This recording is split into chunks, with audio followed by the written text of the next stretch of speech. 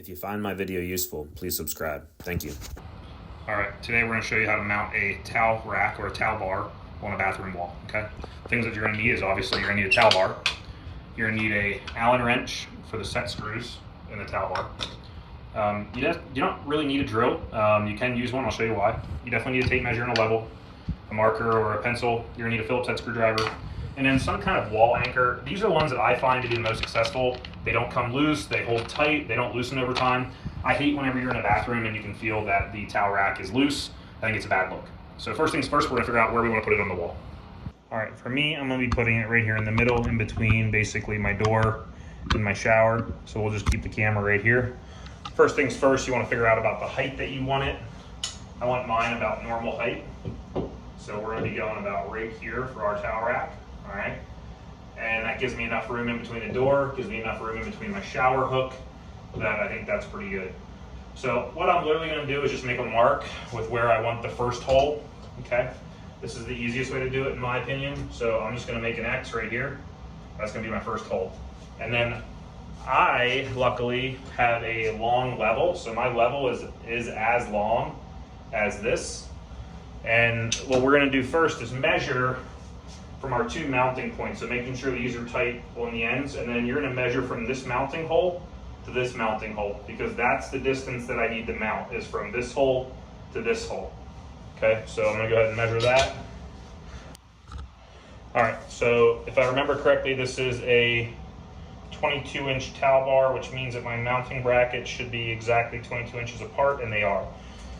So I want 22 inches away from this. So I want to come out 22 inches like this, okay?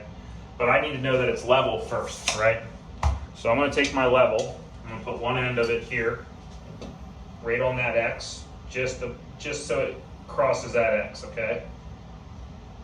And then I'm going to find a true level here, and basically you want to make the bubbles line up exactly. So I know that along this line right here is my true level. So I just made tiny little dots there so I can see, and then I'm going to measure out to that point, center line, and then 22 inches exactly is right here. Actually, ironically, where I made that one X. So now I have two X's on the wall, 22 inches apart and perfectly level. So we always measure twice, cut once, same concept with drilling holes. So double checking, and that is pretty much exactly level right there. So now what we're gonna do is, you don't have to do this part. When you read these, about these, it'll say you don't need to pre-drill, that you could just put this in here. I don't trust that as much. I think it leaves a little bit less clean. So I just do a little tiny pre-drill hole, a little less than 1/4 inch, just right through the drywall. Okay, and then again, right here, right through my X. Now, I just happen to catch a stud, which can happen. So I know there's a stud back here, which means I do not need to put my anchor in because it's going to hit a stud. So instead of doing an anchor, we'll just put a screw directly through this plate, but then we'll use the anchor here. So then these just use a Phillips head screwdriver to put them into the wall. So you put that through your hole and basically give it a little press and then start turning. And then as that goes in, it catches. And you want to screw this in until it's flush with the wall. That way it's not sticking out at all. So that's nice and flush. And then our other one, we're not going to do that because we know that we hit a stud. So now we need to get out the brackets. So we'll go ahead and undo our set screws that we were talking about. All right, so once we have the bracket out, this bottom part here, where it has the little indent, is where the set screw is going to go. So we'll go ahead and put that screw right through the middle, like that. And go ahead and get this one mounted. Again, just using the Phillips head screwdriver to tighten it down and get it nice and tight so there's no wobble to it. All right, so I just grabbed a wood screw here.